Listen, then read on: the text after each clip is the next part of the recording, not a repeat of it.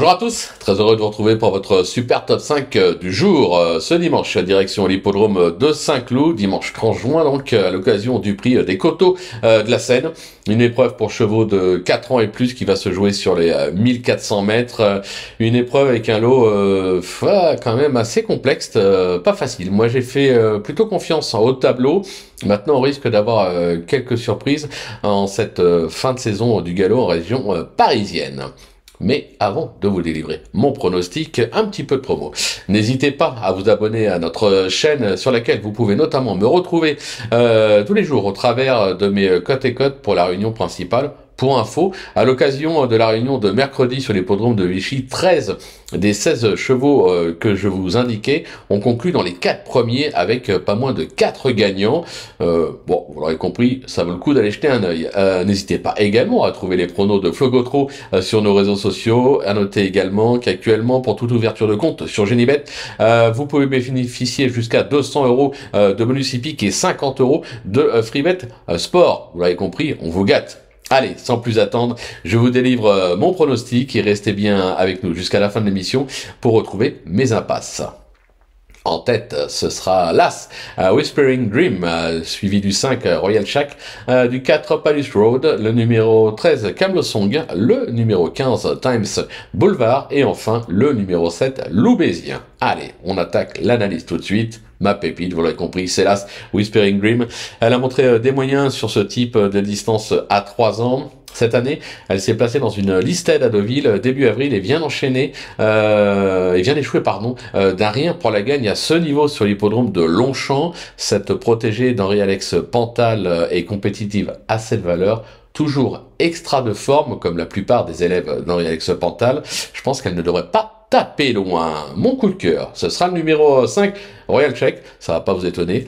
Bon, maintenant, je m'attendais un petit peu mieux de sa part dernièrement à ce niveau à Longchamp, mais ce protégé de Michael Alexandre ne reste pas moins un compétiteur de qualité. Il retrouve ce dimanche un parcours sur lequel il s'est imposé, c'est même son dernier succès, c'était sur ce parcours. Il a fait ses preuves à ce niveau, et à cette valeur, un rachat de sa part est tout simplement attendu. Concernant mon bruit d'écurie, ce sera le numéro 4, Palace Road. Il compte 5 tentatives à ce niveau, sans jamais être sorti des 4 premiers avec des accessites à Longchamp, Chantilly et Saint-Cloud de 1400 à 1600 mètres. Ce pensionnaire de Jean-Marie Béguigné est compétitif en valeur 41 et sa forme est sûre. Il doit encore pouvoir jouer le podium. D'ailleurs, son mentor ne se le cache pas, il serait déçu s'il descendait du podium. Mon cheval repéré, ce sera le numéro 13, Camelot Song. Alors sans être un champion, cet élève de Francis-Henri Graffard a montré quelques moyens la saison dernière, notamment à Compiègne, Saint-Cloud et Lyon-Paris. Il n'a pas été ridicule dernièrement à ce niveau sur cette piste, avec une fin de course prometteuse. Avec maintenant 2 parcours dans les jambes cette saison, il doit approcher de son bon niveau. Il pourrait bien jouer les tout premiers rôles ce dimanche.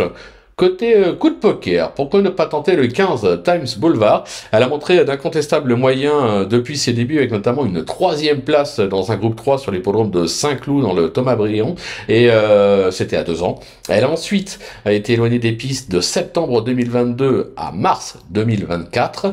J'ai bien aimé ses 2 récentes prestations, et notamment sa 3e place à ce niveau début juin sur l'hippodrome de Longchamp. Sur sa lancée et bien garée en bas de tableau, je pense qu'il va falloir compter avec elle. Ma trouvaille, alors ma trouvaille, vous allez comprendre pourquoi je dis ma trouvaille, c'est le numéro 7, Loubésien. Il a eu d'autres ambitions par le passé, avec notamment des succès au niveau listed et des accessibles dans des groupes 3. Il a ensuite connu une interruption de carrière d'août 2023 à avril 2024. Ce protégé de Christophe Ferland s'est imposé lors de son unique tentative à Saint-Cloud. La distance du jour ne sera pas un souci. En valeur 39,5. S'il a recouvré l'essentiel de son potentiel, je peux vous dire que la course, elle est cadeau pour lui. Donc c'est une trouvaille. Ou on le prend très haut, ou alors on l'élimine totalement.